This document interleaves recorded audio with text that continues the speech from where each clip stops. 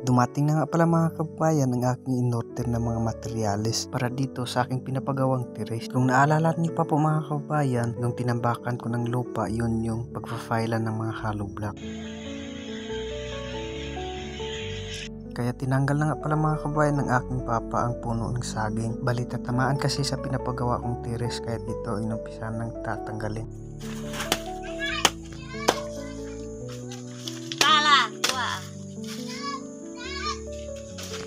Bali 4 na sako nga lang pala ng simento ang aking in-order at 150 pieces na hollow block.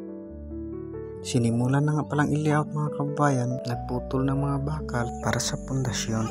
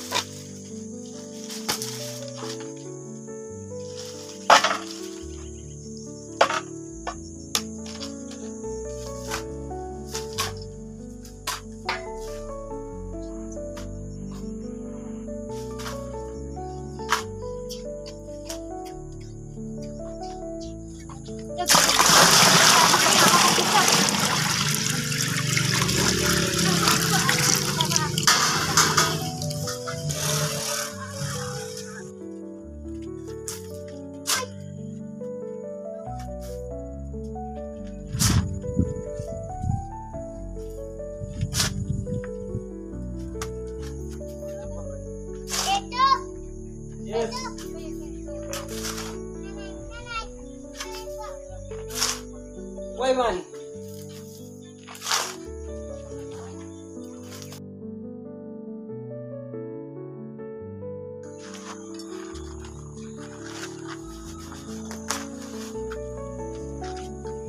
Tawa dong, abog.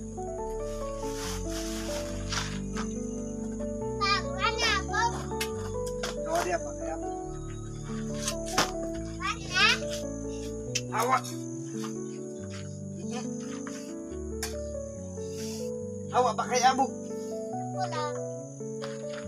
Aku lang.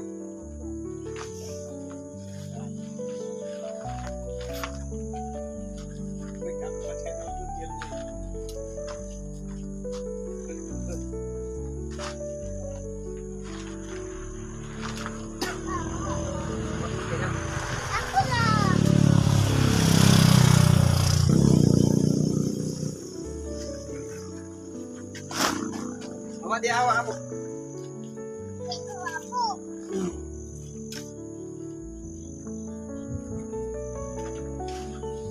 Awak abog abog awak. Nyak na dong punya. Ayo agis tatay.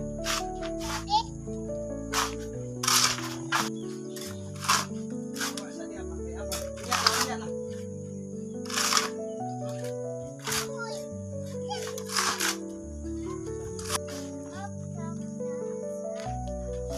Pak, ini mau ke balai.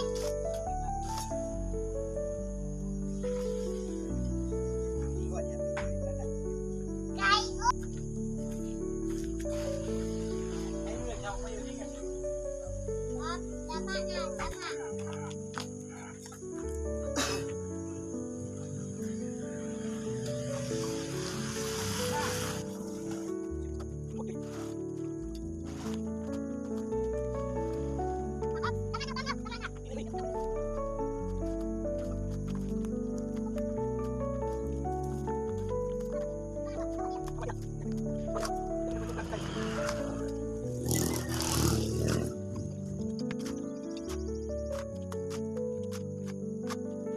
Nagmerienda na nga rin po kami mga kababayan para kahit papaano ay madagdagan yung lakas namin. Saan ang baso na ko dong?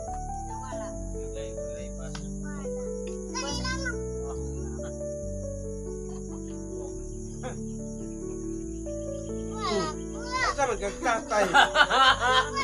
Wala kang tatay po dong.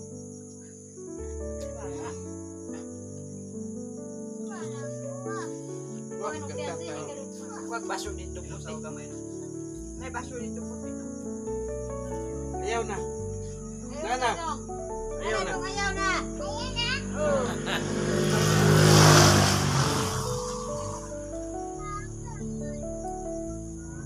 May dagan.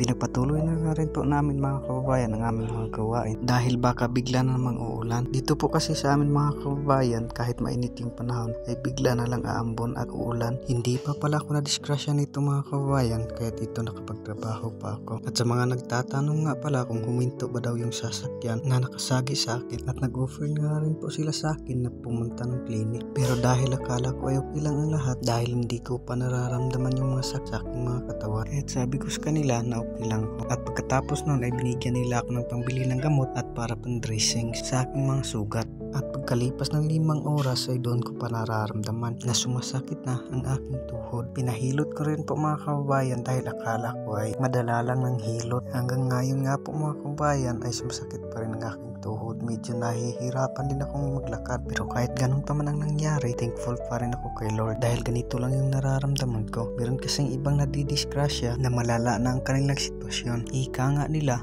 magpapasalamat ka dahil may blessings na dumating sa iyo. Negative o positive man ang dumating sa ating buhay, kailangan pa rin natin magpasalamat sa ating Panginoong Diyos. Minsan kasi susubukan tayo kung hanggang kailan yung pananampalataya natin at paniniwala.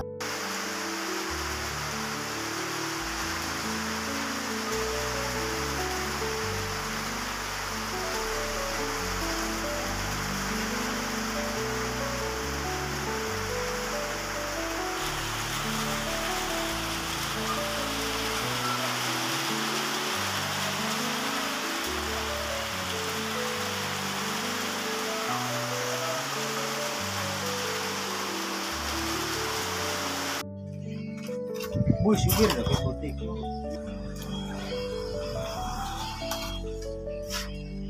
Tatlo.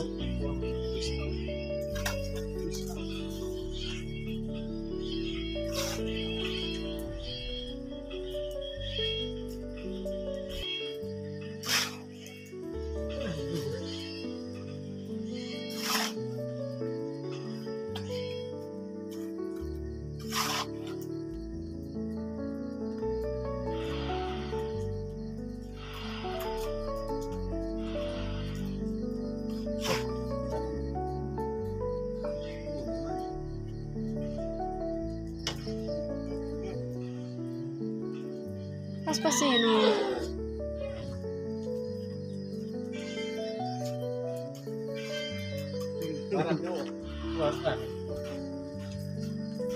No. Awa ka daruag og karat da si kae awanod da. So ngayon po mga kababayan ay ipagpatuloy na po natin yung gawain natin. Naalanganin kasi kami ng oras kahapon. Mga alas 3 na ata dumating yung in-order namin na hollow blocks, kaya naabutan kami ng gabi, no? At umulan pa. So ngayon naman po ay ipagpatuloy na natin. So samahan niyo po ako ngayon mga kababayan sa ating mga gawain.